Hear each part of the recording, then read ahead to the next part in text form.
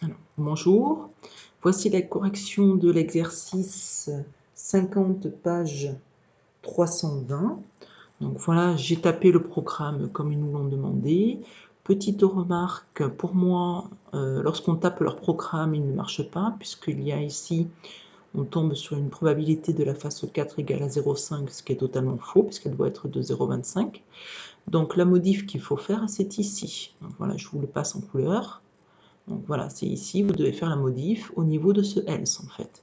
C'est-à-dire que si la proba est plus petite que 0,25, alors il faut la face, ça veut dire que la face 1 est apparue. Sinon, c'est-à-dire dans le cas contraire, c'est si c'est de 0,25 à 0,75, alors ça veut dire que la face 2 ou 3 sont apparues. Et else, c'est-à-dire dans le cas de 0,75 jusqu'à 1, eh bien, ça veut dire que c'est la face 4. Voilà. Et ensuite, à la fin, on vous fait calculer la fréquence. Ici, la fréquence d'apparition de la face 1.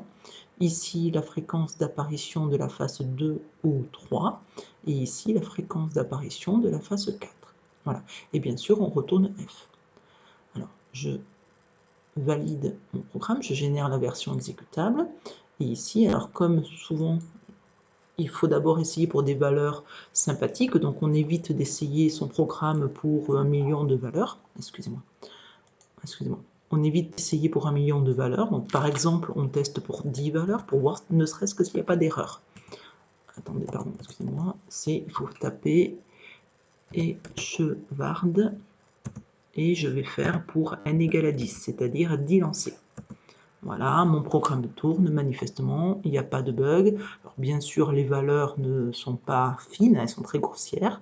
Donc pour ça, je vais augmenter mes valeurs. Donc par exemple, je vais mettre pour 500.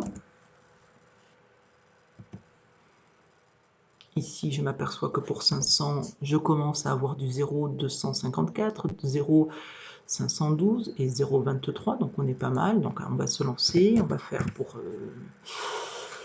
allez, soyons fous, 1 million de valeurs. 1, 2, 3, 1, 2, 3.